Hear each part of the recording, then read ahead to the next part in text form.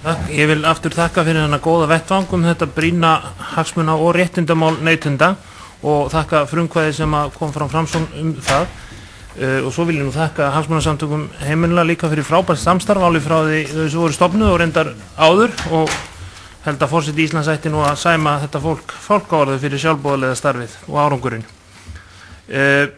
Ég minni á að hér verið að takast á verðtryggingu og hér verður málið vonandi dæmt frekar en hjá dómstólum og þessi skýrsla Askar Capital aðeins eitt framlag í þá sönnunarfærslu eða röksemdafærslu öllu heldur. Ég tek undir með gagnrýnendum og segja það ætti að spurja öðruvísi eins og stjórnarsáttmálinn kveður á það ætti að fá óháðan aðila í þetta og veita fleirum aðgang að borðinu og minni ásast að það búið að ákveða það í fyrra að það eigi að meta hvernig eigi að afnema eða draga úr verðtryggingu en ekki hvort.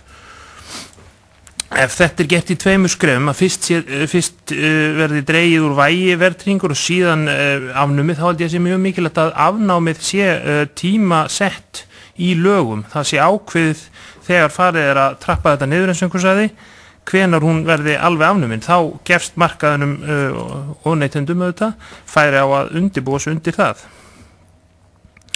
Og ég minni á að það verður einhvern tímann að vera rétti tíminn til þess að draga úr og afnema verðtryggingu, hvort sem í þenslu eða stöðuleika.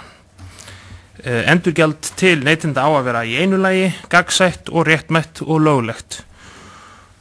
Ég efast að verðtrygging sé hreinlega lögleg eins og hún praktískur hér og ef að ekki verður fljótlega ráðin bragarbót á því þá langar mig að stuðla því að þetta verði borið undir dómstóla eftir dómstólinn helst annarkvort sem almenn lögspurning ef að hægt eða í gegnum mál sem að kunna að rísa þar að segja með því að spurja á meðferðarstig dómsmáls hvort að það stenst tilskipunum neytendalán að afnema hreinlega árlega vísitölukostnaðar og gera ráð fyrir því í lögum eins og segir í 12. grein laga neytendalán að miða yfir þá forsendu að verðlag, vextir og önnur gjöld verði óbreytt til loka lánstímans. Þetta það sama á Friðrik benti á áðan með reiknivélarnar.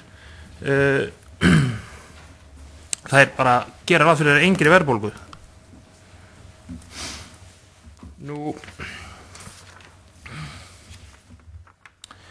Ég vil bara árétta það að það ekki hægt að ætlast til þess að venjulegu neytendur beri ekki bara megináhættu heldur alla áhættuna af hækkun á verði á bensíni, brauði og banönum heldur á að deila þeirri áhættu.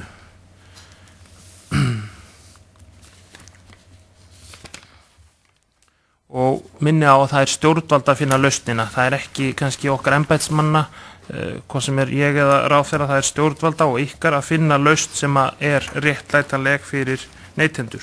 Ábyrgðin á endanum ykkar.